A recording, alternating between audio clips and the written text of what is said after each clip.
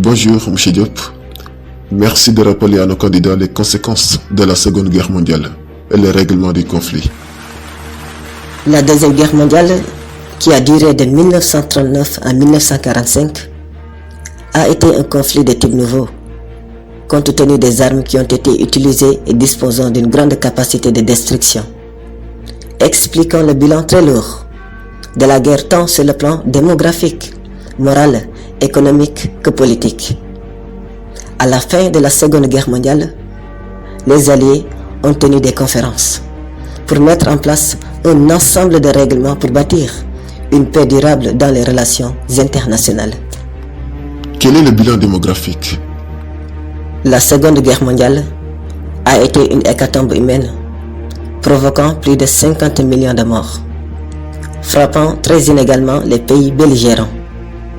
L'URSS a enregistré 20 millions de morts, la Chine 13,5 millions, l'Allemagne 7 millions, la Pologne 6 millions, le Japon 3 millions, la Yougoslavie 1,5 million, la France 0,6 million, l'Angleterre 0,5 million, l'Italie 0,4 million et les États-Unis 0,3 million.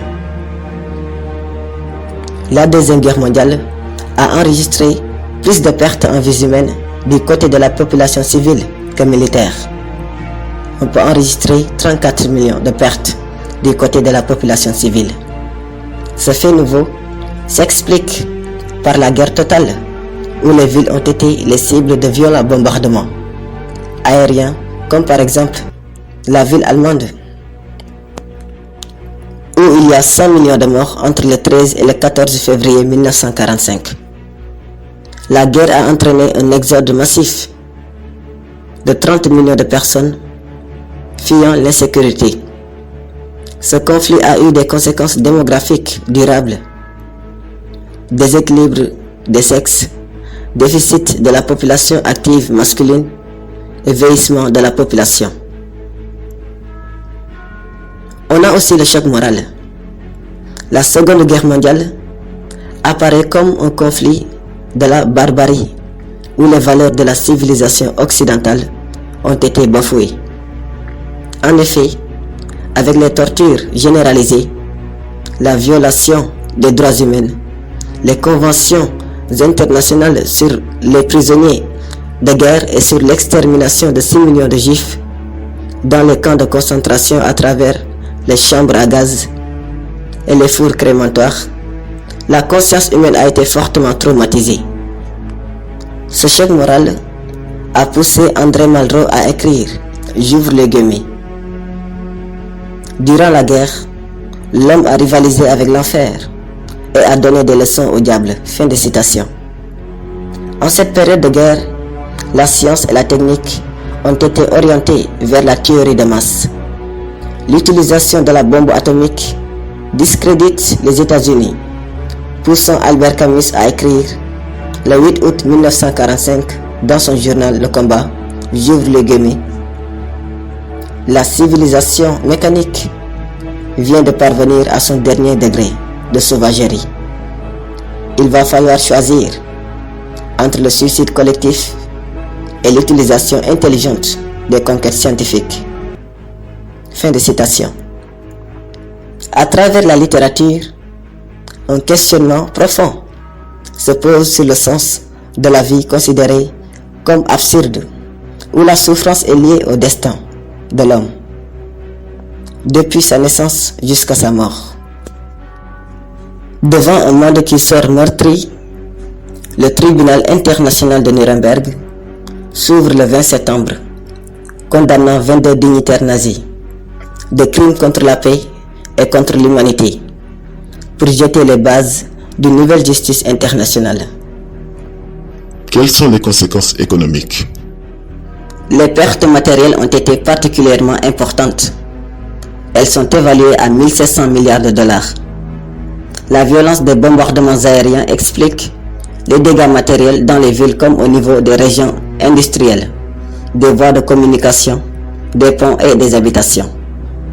À la fin de la guerre, l'Europe était devenue un champ de ruines, dont les pays les plus dévastés sont l'URSS, l'Allemagne, la Pologne et la Yougoslavie. Le financement de l'effort de guerre a nécessité des emprunts extérieurs très importants, entraînant un endettement public très lourd envers les États-Unis, qui ont profité de la guerre pour développer leur économie, avec une croissance de 33% dans l'agriculture et de 100% dans l'industrie. En conséquence, à la fin de la guerre, les États-Unis détiennent 75% du stock d'or mondial. Lors de la conférence de Bretton Woods en juillet 1944, le dollar est choisi comme monnaie de référence et de paiement des transactions commerciales. Pour garantir ce nouveau système monétaire, des institutions financières internationales comme le FMI, Fonds monétaire international, et la BOD, Banque internationale pour la reconstruction et le développement, sont mises en place. Et quelles sont les conséquences sur le plan politique? À la fin de la guerre, un nouvel ordre politique se met en place. L'Europe, ruinée et endettée, entre dans une phase de déclin. Elle n'est plus au centre des grandes décisions internationales. De nouvelles puissances comme les États-Unis et l'URSS, grands vainqueurs de la guerre, deviennent les nouveaux maîtres du monde.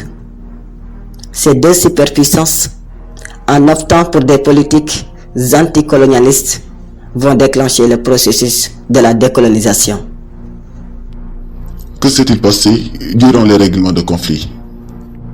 Des conférences ont été organisées pour gagner la guerre. C'est le cas de la conférence de Téhéran et la conférence de Yalta. Et il y a également des conférences qui ont été organisées pour gérer la paix. C'est le cas de la conférence de Potsdam et de la conférence de Paris. L'ONU aussi fut créée et fut envisagée pour maintenir la paix. Pour conclure, M. Diop, que devons-nous retenir de la Seconde Guerre mondiale? À la fin de la Seconde Guerre mondiale, le monde qui en sort meurtri subit un nouvel ordre politique avec la domination des États-Unis et de l'URSS, qui deviennent les nouveaux maîtres du monde. La mésentente, motivée par le non-respect des accords de Yalta sur l'Europe de l'Est, libérée par l'URSS, a fait voler en éclats la Grande Alliance. Malgré la création de l'ONU pour bâtir une paix durable, des tensions idéologiques ou guerres froides minent des réalités internationales. Merci infiniment, M. Diop, pour votre disponibilité et votre sens de la clarté. C'était vraiment un plaisir d'évoquer les conséquences de la Seconde Guerre mondiale avec vous. Je vous en prie, le plaisir est partagé.